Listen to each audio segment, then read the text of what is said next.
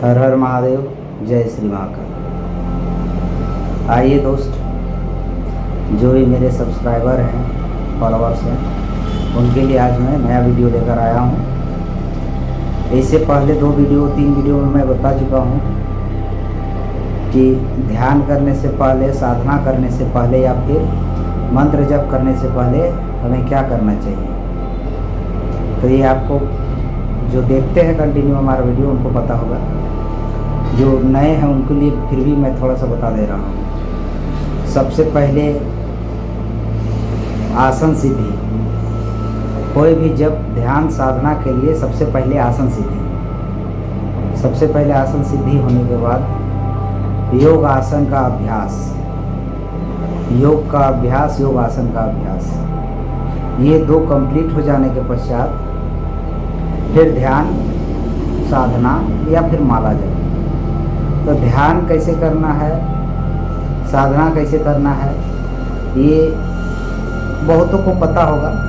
आजकल बहुत सारे वीडियो में वैसे आते रहते हैं, जाते रहते हैं, और बहुत से ऐसे लोगों के ग्रुप भी होंगे जो बताते हैं।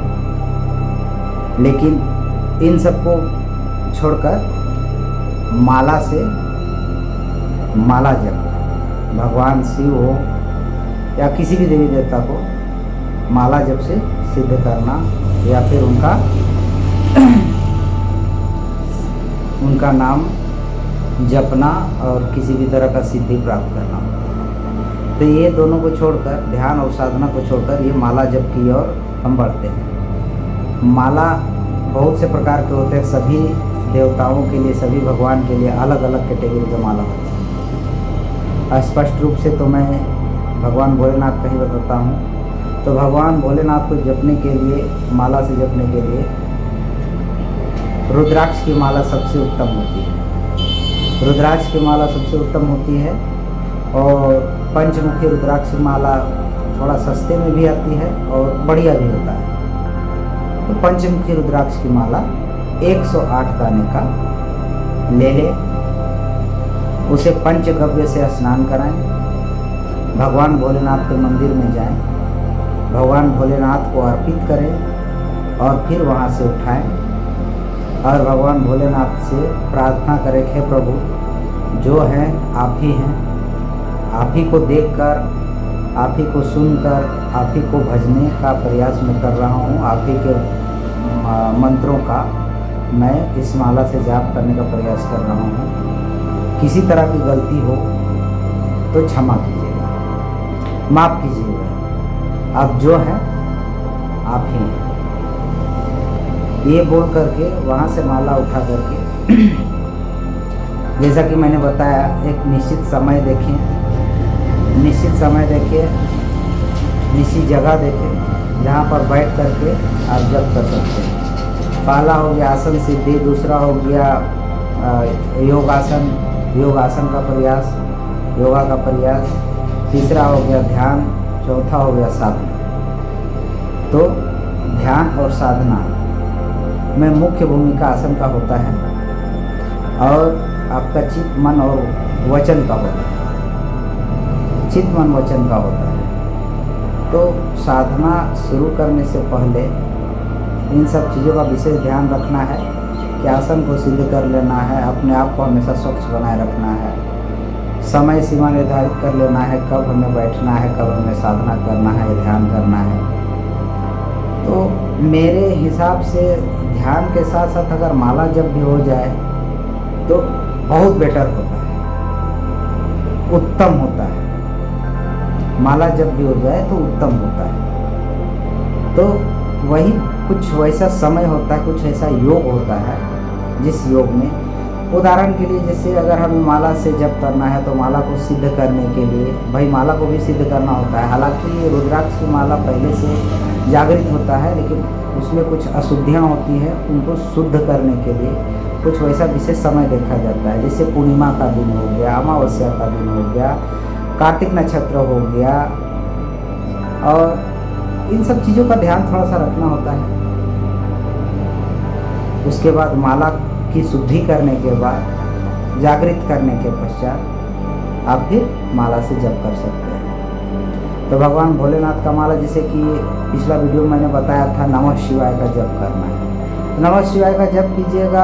मानसिक जप कर रहे हैं तो आप कभी भी, कहीं भी, किसी भी रूप में, किसी भी अवस्था में मानसिक जप कर सकते हैं। उपांशु जप कर रहे हैं तो भी किसी भी स्थिति, किसी अवस्था में, लेकिन उपांशु और वाचिक जप ऐसे तो हो नहीं पाएगा, क्योंकि आप कहीं जा रहे हैं, जाते हुए कोई अगर व्यक्ति आपको आवाज़ दे दे, बुला ले कि भाई सुनो, तो आपका जब तो वही छूट गया। फिर आप उसका जवाब दीजिएगा, नहीं दीजिएगा तो कहेगा कि बहुत ज्ञानी हो गया, वो बड़ा आदमी हो गया जो मेरा बात को जवाब नहीं दे रहा है। तो मानसिक जप ही कहीं भी, कभी भी, किसी भी वक्त किया जा सकता है, वाचिक हो या उपांशु। ये जप हमेशा आसन में बैठकर एक जगह पर एक स्थिर निश्चित समय पर किया जाता है। तो इन बातों का ध्यान रखना है।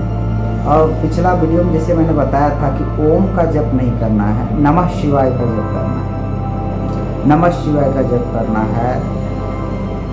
और अनेकों अनेक ऐसे मंत्र हैं जो तो मैं अभी बताऊंगा नहीं, या बता नहीं रहा हूँ, बताऊंगा, पार्ट बाय पार्ट बताऊंगा तो ज़्यादा समझ में आएगा आप सबको। तो नमः शिवाय का फिलहाल रुद्राक्ष की माला से जप करना है, और यही नियम और यही कानून, यही नियम विधि के अनुसार जप करना है। आगे फिर नेक्स्ट वीडियो में मैं बताऊंगा। मैं तो अभी बता दिया माला को शुद्ध और सिद्ध करने के लिए क्या करना है। पंचगव्य से माला को धोना है, धुलवा करके भगवान भोलेनाथ के पास पूजा पाठ करना है। किसी भी शिवलिंग में, किसी भी सामने का नियरेस्ट जो भी भगवान भोलेनाथ का मंदिर हो, उस शिवलिंग से स्पर्श करा करके, स्पर्श करा करके यही क्षमा याचना करते हुए, प्रणाम करते हुए, जिनका गुरु नहीं है उनके लिए, जिनका गुरु है वो तो खुद करवा देंगे सब, जिनका गुरु नहीं है वो भगवान भोलेनाथ को ही गुरु मान करके उन्हीं के नाम का जप कर सकते हैं। इससे आपको बहुत ही फायदा मिलने वाला है, बहुत ही लाभ मिलने वाला है, बहुत ही लाभ मिलने वाला है दोस्तों। बशर्ते आप जो मैंने बताया इन नियमों का पालन करना होगा। और नियम का पालन नहीं भी करते हैं, अगर वैसा समय नहीं मिल पाता है तो भी कोई दिक्कत की बात नहीं है। भगवान का जब चाहे किसी भी स्थिति में हो, पूर्णतः फलीभूत ना हो, बिना नियम काम का पूर्णतः फलीभूत ना हो, लेकिन कुछ ना कुछ उसका लाभ जरूर मिलता है। नियम के अनुसार करने से पूर्णतः फलीभूत होता है, आशीर्वाद मिलता है। और जप करें। जप के बाद अगर नेक्स्ट वीडियो में मैं एक दूसरा मंत्र बताऊंगा जो 2 दिन 4 दिन का जप होता है, उस तरह का कुछ वैसे छोटी छोटी साधनाएं हैं जो मैं बताऊंगा, जिसको साधने के पश्चात आपको बहुत ही राहत मिलेगा। मिस यूज के लिए नहीं, मिस यूज जब कीजिएगा उसी समय आप समझ जाइए कि आपका जो भी धर्म था, जो भी कर्म था, वो आपका नष्ट हो गया, जो भी फल था वो नष्ट हो गया। मैं बताऊंगा, यही कारण है कि मैं नहीं बताता हूँ, और यही कारण है कि मैं अभी फ़िलहाल बता रहा हूँ कि सिर्फ देवी देवता और भगवान जो भी हैं हमारे, उनका ध्यान साधना करें। नहीं तो बहुत सा ऐसा है, मैं नेक्स्ट वीडियो में या आप लोग कमेंट कीजिएगा तो मैं बताऊंगा। बहुत सी साधना है, सात्विक साधना है और तामसिक साधना है, दोनों तरह की साधनाएं हैं। बट तामसिक साधना के लिए मैं किसी को राय नहीं देता हूँ, लेकिन सात्विक साधना के लिए जो भी मेरे को जानकारी है, जो मुझे जानकारी है, वो मैं आप सबको बताऊँगा, आप सब तक पहुँचाऊँगा। उदाहरण के लिए सात्विक साधना में हमारी अप्सराएँ भी आ जाती हैं, सात्विक में अप्सराएँ आ जाती हैं, माता रानी का साधना आ जाता है, गणेश जी महाराज का आ जाता है, भगवान कृष्ण का आ जाता है, और बहुत से हैं देवी देवता जिनकी सात्विक साधना की जा सकती है। घर में रहकर की जा सकती है, फैमिली के साथ रहकर की जा सकती है, क्योंकि मैं अगेंस्ट नहीं हूँ। जो फैमिली वाले हैं वो नहीं कर सकते, बिल्कुल कर सकते हैं, हर कुछ कर सकते हैं। मैं फर्स्ट वीडियो में जब डाला था उस समय मैं बताया कि परिवार वाले भी हैं तो हर एक चीज़ को पाया जा सकता है, हर एक चीज़ को किया जा सकता है। साधना विधि किसी के लिए ऐसा नहीं है कि नहीं है, सबके लिए है। लेकिन जो पहाड़ पर्वतों में रहकर ध्यान करते हैं, साधना करते हैं, उनकी बात, और जो घर परिवार में रहकर करते हैं उनकी बात अलग है। बट हमेशा हर कोई कर सकता है। नमस्कार दोस्तों, अगले वीडियो में मैं बताऊंगा कुछ ऐसी साधनाएं और दूंगा और मंत्र दूंगा। हर हर महादेव, जय श्री महाकाल।